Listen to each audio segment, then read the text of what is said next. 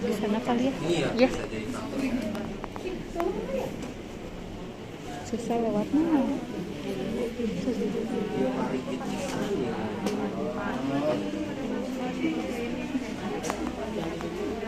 Kamu kayak boneka ini juga gitu ya. Tapi kalau robek di sini mulai sakit pisan ini jahitnya. Sip.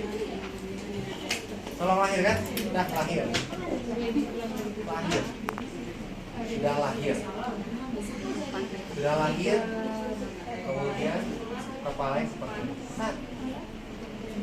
Namanya ini teh namanya turtle sign. Apa yang dikerjakan, Tante? Distosia bahu adalah suatu gawat darurat medis yang harus segera ditata laksana oleh teman-teman. Harus selesai. Nggak bisa rujuk. Nggak boleh rujuk, nggak bisa manggil Pak Dokter dulu. Siapapun yang pertama kali harus segera menata laksana distosia bahu. Oleh karena itu di pelatihan APN yang terbaru distosia bahu diajarkan di APN baru. Karena tidak ada merujuk.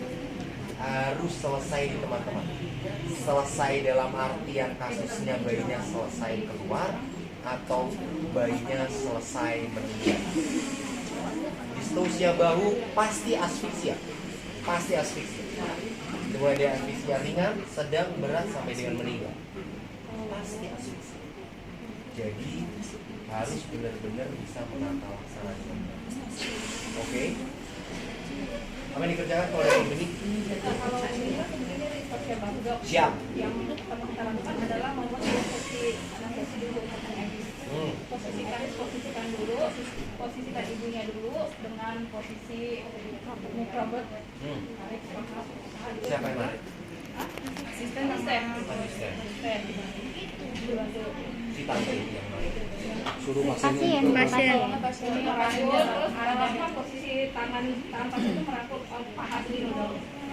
Kalau boleh usul, kalau saya lebih suka meminta keluarga pasien. Kenapa? Karena biar keluarga pasien itu tahu kita mengalami kesulitan, paham? Biar bisa in her face tuh ngelihat banget, iya ya, ini bayinya ini susah nih buat lahir. Bukan bidannya aja yang ngadi-ngadi gitu. Jadi keluarga pasien, Pak, tolong Pak. Jadi keluarga pasien, biar keluarga pasiennya yang ngambil ke sini. Biar keluarga pasien tahu, saya narik ke sini. Ya, ini tadi udah berdiri udah. Jadi keluarga pasien narik ke sini, satu lagi ke sana. Oke, keluarga pasien. Kemudian penting sekali untuk tahu puka dan puki. Penting sekali untuk tahu puka dan puki pada pasien distosia bahu. Kenapa? Buat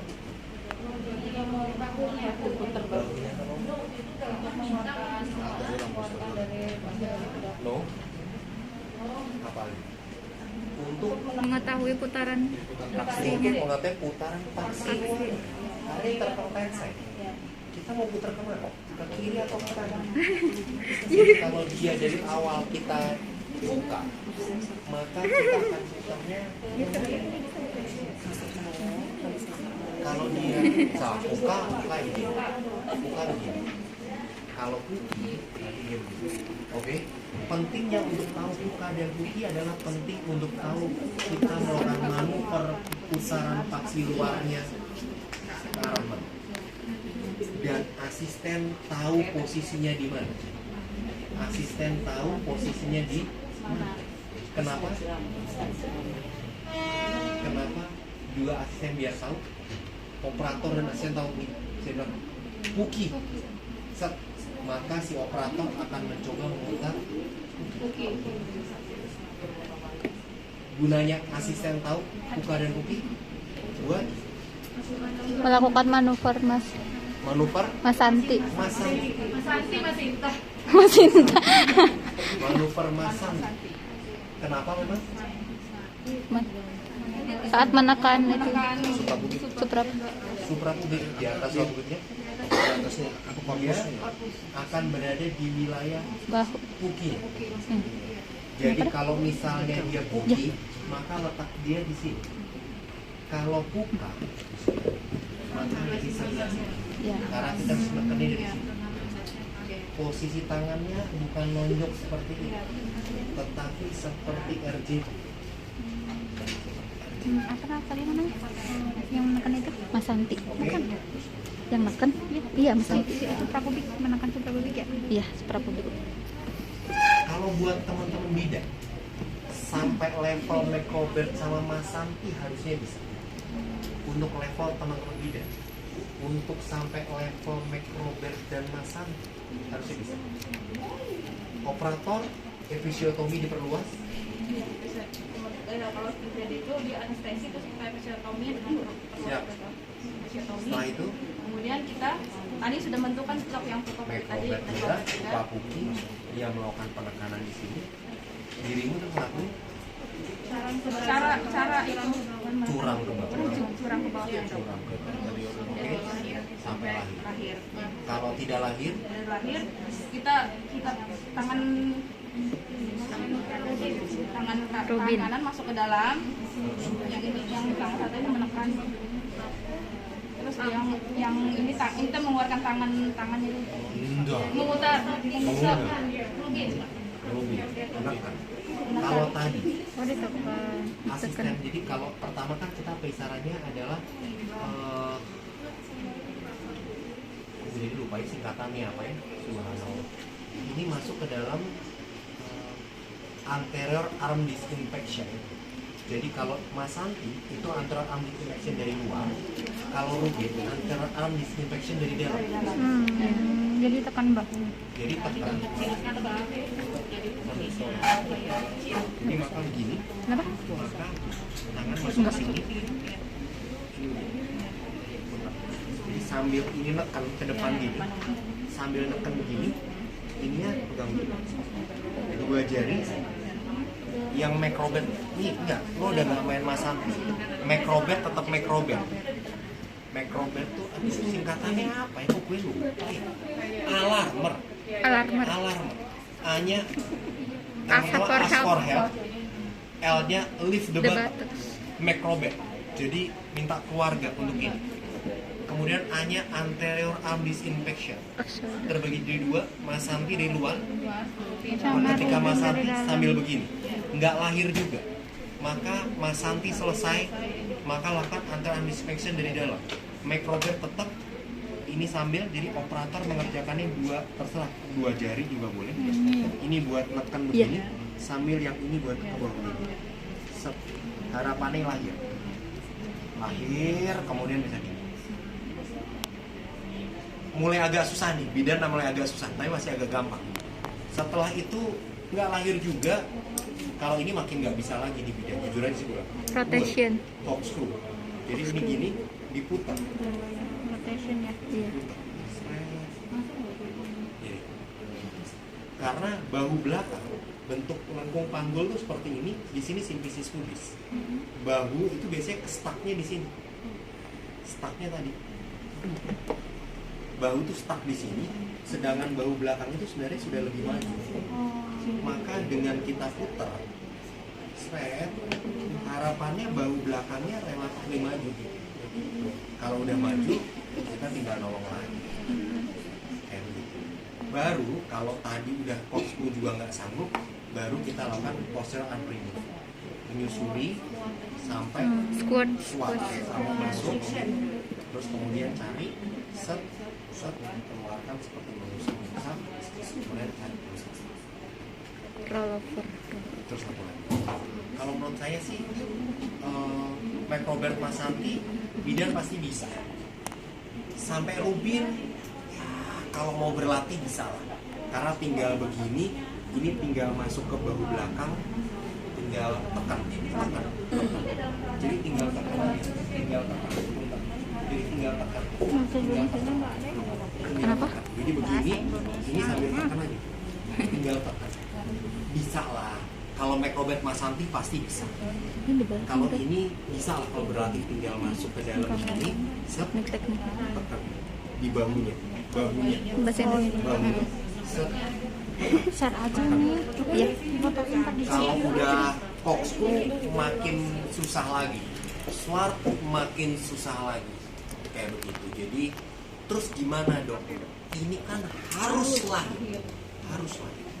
Maka kalau teman-teman mampunya cuma sampai semana dan nggak lahir, kalau saya ya udah jebolin aja sampai Masukin dulu. Sampai ke anus. Oh, jebolin aja sampai anus. Jebolin sampai anus. Hah, kenapa? oh betul. Lo emang udah Emang dia keluar bayi dulu. Gak usah takut, gak usah pusing. Lo akan lebih pusing kalau bayinya mati. Iya. Mendingan dibuat ruptur perineum grade 4 sampai anus, dirujuk, pasti dimarahin. Kenapa dirubitin? Emang gak ketahuan bayinya besar, emang orang lahirin, ya gak apa-apa. Yang penting bayinya hidup. Iya. Yang penting bayinya hidup. Iya. Ibunya juga ya bismillahirrahmanirrahim, kan dirujuk ke rumah sakit. Kalau udah dibuat ruptur perineum grade 4, kalau udah ruptur perineum grade 4, tugas teman-teman langsung jahit situasional. Bukan jahit rapi, kemudian udah rapi, nggak perlu dirujuk, nggak boleh. Jadi nggak boleh yang tiba-tiba udah bisa nih kayaknya kita rapi ntar kalau dirujuk ke rumah sakit dimarahin. No, kita bicara fungsi juga. Jujur kalau teman-teman, apalagi dengan mohon maaf dengan kompetensi teman-teman, kemudian juga menjahit dalam keadaan yang tidak standar, nanti takutnya nggak rapi dan fungsinya nanti nggak ada. Jadi cuma emang ketutup doang. Nanti belum lagi kalau tiba-tiba jadi fistula, ada bolong, nggak ada fistula, fungsinya nggak ada. Pasien nanti nggak bisa nahan kentut, nggak bisa apa, segala macam, malah nggak nyaman.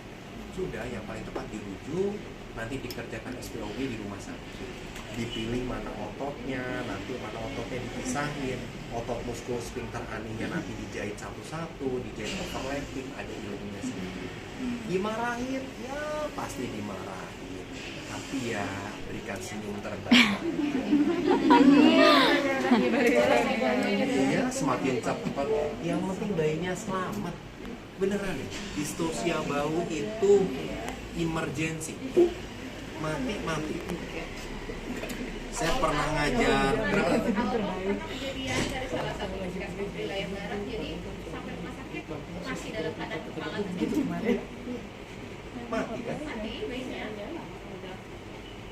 Awalnya di puskesmasnya hidup. Itu pas datang.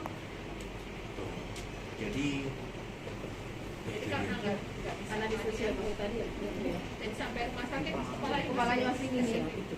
harusnya sih dibolehin. Dikeluarkan. Kok gue nggak denger ya?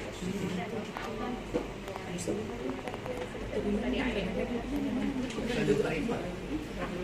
Kalau yang gue tahu emang bayinya IFD awalnya. Pak awalnya di puskesmas hidup ya? Iya. Yang BSC bukan sih? Bukan BSC. Bukan, dia awalnya memang datang sudah pembukaan rakdok gitu. Bukan bekas sesar, bukan lagi di puskesmas ya, di rumah. Bukan bekas. Kalau yang saya ingat di Stosia bahu ada bekas sesar sih di RSU. Maksudnya di rujukannya itu di RSU dengan bekas sesar. Maksudnya udah datanya mau di Stosia bahu, kepala udah nampak gitu. Tapi satu lagi, jadi pada kasus tertentu yang emang teman-teman sudah tidak sanggup, udah bukan langsung strukturnya udah Macrobert, Masanti, udah semua yang teman-teman upayakan maksimal tidak bisa, struktur perineum. Nggak bisa juga lahir pakai klavikula. Pokoknya dia bayi. Pakai klavikula bayi. Dorong aja. Ini klavikula tuh di sini, pakai jempol aja dia. Kayak matahin tulang ayam aja.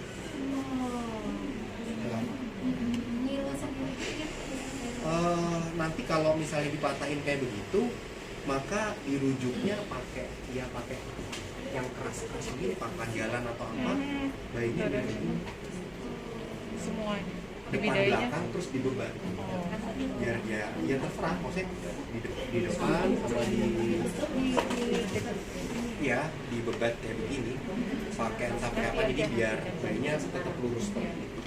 Paling di rumah sakit juga paling cuma di gips seperti itu, nanti diobservasi dalam 10 hari itu tulangnya biasanya udah nyatu. Saya tidak bicara fungsi masa depan loh. Saya bicara tulangnya dalam waktu 10 hari juga udah nyatu kembali. Saya nggak percaya tiba-tiba nanti kalau udah gede dinaikin cuman tangan cuma sampai segini, gue nggak tahu ya. Tapi kita bicara lagi adalah yang penting pasien ini.